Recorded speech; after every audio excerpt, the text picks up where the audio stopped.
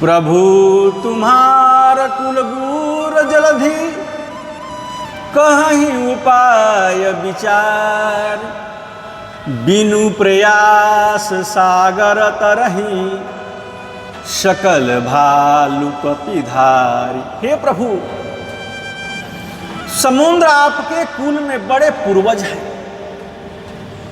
वे विचार कर उपाय बतला देंगे। तब रीछ और बानरों की सारी सेना बिना ही पश्चिम के समुद्र के पार उतर जाएगी। सखा कही तुम्हनी की उपाय, करिय देव जो होई सहाय।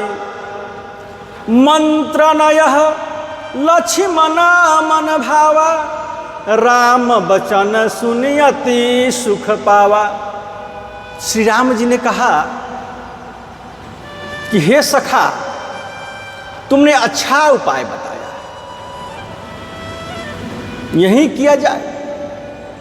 यदि दैव सहायक हो तो यह सलाह लक्ष्मण जी के मन को अच्छी नहीं लगी। श्री राम जी के वचन सुनकर तो उन्होंने बहुत ही दुख पाया। नाथ दैव कर कमन भरोसा, सोसिय सिंधु करिया मन रोसा। कादर मन कहू एक अधारा, दैव दैव आलसी पुकारा। लक्ष्मण जी ने कहा कि हे नाथ, दैव का कौन भरोसा, मन में क्रोध कीजिए, ले आइए क्रोध और समुद्र को सुखा डालिए। यह दैव को कायर के मान का एक आधार तसल्ली देने का उपाय है। आलसी लोग ही दैव दैव पुकारा करते हैं। सुनत बिहसी बोले रघुबीरा, ऐसे ही करब धरहूं मन धीरा। अस कहीं प्रभु अनुजहि समुझाई, सिंधु समीप गए रघुराई। यह सुनकर रघुवीर जी हंस कर बोले कि ऐसे ही करेंगे, मन में धीरज रखो। ऐसा कहकर छोटे भाई को समझाकर प्रभु रघुनाथ जी समुद्र के समीप गए। प्रथम प्रणाम किन्हीं सिउनाई, बैठे पुनि तट दर्भ डसाई। जब ही विभीषण प्रभु पहि आए, पाछे रावण दूत पठाए। उन्होंने पहले सिर नवाकर प्रणाम किया, फिर किनारे पर पुष्प बिछाकर बैठ गए। इधर ज्यों ही विभीषण जी प्रभु के पास थे, त्यों ही रावण ने उनके पीछे दूत भेज दिए थे। सकल चरित तिह देख धरे, कपट कपी देह। प्रभु गुण हृदय सराहि, शरणागत परनेह। कपट से बानर का शरीर धारण होने से सब लीलाएं देखी और वे अपने हृदय में प्रभु के गुणों की शरणागत पर उनके स्नेह की सराहना करने लगे कि प्रकट बखानी राम सुभाऊ, अतिश प्रेम गा बिसरी दुराऊ। रिपु के दूत कपिना तब जाने, सकल बांधि कपि पहियाने। फिर से प्रकट रूप में भी अत्यंत प्रेम के साथ श्री राम जी के स्वभाव की बड़ाई करने लगे। उन्हें दुराव कपट भेष भूल गया। तब बानरों ने जाना कि ये शत्रु के दूत हैं और वे उन सबको बांधकर सुग्रीव के पास ले गए। कह सुग्रीव सुनहु सब बानर, अंग भंग करि पठवहु निशिचर। सुनि सुग्रीव बचन कपिधाये, बांधि कटक चहुपास फिरा। सुग्रीव ने कहा कि सब बानरों सुनो, राक्षस के अंग भंग करके भेज दो। तो सुग्रीव के वचन सुनकर बानर दौड़े, दूतों को बांधकर उन्हें सेना के चारों ओर घुमाया। बहुत प्रकार मारन कपि लागे, दीन पुकारत तदपि न त्यागे। जो हमार हर नासा का न, तेहि लोसलाधीस गया। बानर उन्हें बहुत तरह से मारने लगे, वे दीन होकर पुकारने लगे, फिर भी बानरों ने उन्हें छोड़ा नहीं। तब दूतों ने पुकार कर कहा कि जो हमारे नाक कान काटेगा उसे कौशलाधीश रामचंद्र जी की सौगंध है। सुनि लक्ष्मण सब निकट बोलाए, दया लागी हंसी तुरत छोड़ाई। रावण कर दिजहूँ यह पाती, लक्ष्मण बचन बाचुकुल घाती। यह सुनकर लक्ष्मण जी ने सबको निकट बुलाया कि आओ आओ। उन्हें बड़ी दया लगी। इससे हंसकर उन्होंने राक्षसों को तुरंत ही छोड़ दिया और उसने कहा कि रावण के हाथ में यह चिट्ठी देना और कहना कि हे कुल घातक, लक्ष्मण के शब्दों को बाचो। कहे हूँ मुखागर मूढ़सन, मम संदेश उदार। सीता दे मिलहूँ न तो आवा काल तुम्हार। फिर उस मूर्ख से जबानी या मेरा उदार मैंने कृपा से भरा हुआ संदेश भी कहना कि सीता को देखकर उससे श्री राम जी से मिलो, नहीं तो तुम्हारा काल आ गया है ऐसा समझो। तुरत नाई लक्ष्मण पदमा था, चले दूत बरनत गुणम गाथा। कहत राम जसु लंका आए, रावण चरण शीस तिन्हनाए। लक्ष्मण के चरणों में मस्तक दबाकर श्री राम के गुणों की कथा वर्णन करते हुए जो तुरंत ही चले और श्री राम जी का यश कहते हुए लंका में आए और उन रावण के चरणों में सिर नवाया। बिहसी दशानन पूछी बाता, कहसी न सुख आप बनी कुशलाता। पुनि कहू खबरी विभीषण केरी, जाहि मृत्यु आई अति नेरी। दशमुख रावण ने हंसकर बात पूछ करे, सुख अपने कुशल क्यों नहीं कहता है। फिर उस विभीषण का समाचार सुना, मृत्यु उनके अत्यंत निकट आ गई। करत राज लंका सठ त्यागी, होई ही जब कर कीट अभागी। पुनि कहू भालू की सकटकाई, कठिन काल प्रेरित चली आई। मूर्ख ने राज करते हुए लंका को त्याग दिया, अभागा अब जय का कीड़ा धून बनेगा। जौ के साथ जैसे धून भी पिस जाता है, वैसे ही नर बानरों के साथ वो अभी मारा जाएगा। फिर भालू और बानरों की सेना हाल कह, जो कठिन काल को प्रेरणा से यहाँ चली आई। जिनके जीवन कर रखवारा, भयहु मृदुल चित सिंधु विचारा। कहू कपि सिन्न के बात बहोरी, और जिनके हृदय त्रास अति मोरी। और जिनके जीवन का रक्षक कमल चित वाला बेचारा समुद्र बन गया है, तो उनके और राक्षसों के बीच में यही समुद्र ना होता तो अब तक राक्षस उन्हें मारकर खा गए होते। फिर उन तपस्वियों की बात बता, जिनके हृदय में मेरा बड़ा डर है कि भाई भेंट की फिर गए, श्रवण सुजसु सुनि मोर। कहसी नरी पुदल तेज बल, बहुत चकित चित तोर। उनसे मेरी भेंट हुई या वे कानों से मेरा सुयस सुनकर ही लौट गए। शत्रु सेना का तेज और बल बताता क्यों नहीं।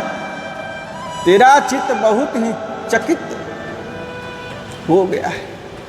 नाथ कृपा करी पूछे हूँ जैसे, मानहु कहा क्रोध तज तैसे, मिला जाई जब अनुज तुम्हारा, जात ही राम तिलक तेहि सारा। फिर दूत ने कहा कि हे नाथ, आपने जैसे कृपा करके पूछा है वैसे ही क्रोध छोड़कर मेरा कहना मानिए, मेरा बात पर विश्वास कीजिए। जब आपका छोटा भाई श्री राम जी से जाकर मिला, तब उसने पहुंचते ही श्री राम जी ने उसको राज तिलक कर दिया। रावण दूत हम ही सुनी काना, आ कपिन बांध दिन है दुख नाना। श्रवण नासिका काटे लागे, राम शपथ दिन है हम त्यागे। हम रावण के दूत हैं, यह कानों से सुनकर बानरों ने हमें बांधकर बहुत कष्ट दिया, यहां तक कि हमारे नाक कान काटने लगे। श्री राम जी की शपथ दिलाने पर कहीं उन्होंने हमको छोड़ा। पूछे हूं नाथ राम कटकाई, अब बदन कोटि सत बरनी न जाई। नाना बरन भालु कपिधारी, विकटानन विशाल भयकारी। हे नाथ, आपने श्री रामचंद्र की सेना पूछी, सो यह तो 100 करोड़ मुखों से भी वर्णन नहीं किया जा सकता। अनेकों रंगों के भालू बानरों की सेना है, जो भयंकर मुख वाले विशाल शरीर वाले भयानक। जही पुर दहेऊ हतेऊ सुत तोरा, सकल कपिन महते ही बलु थोरा। अमित नाम भट कठिन कराला, अमित नाग बल विपुल विशाला। जिसने नगर को जलाया और आपके पुत्र अक्षय कुमार को मारा, उसका बल तो सब बानरों में थोड़ा है। असंख्य नामों वाले बड़े ही कठोर और भयंकर योद्धा है, उनमें शंख हाथियों का बल है और बड़े ही विशाल है। द्विविध मयंद नील नल, अंगद गद विकटासी। दधि मुख के हरि निसठ, सठ जामवंत बलरासी। द्विध मयंद नील नल अंगद गद विकटास्य, दधि मुख केसरी निसठ सठ और जामवंत।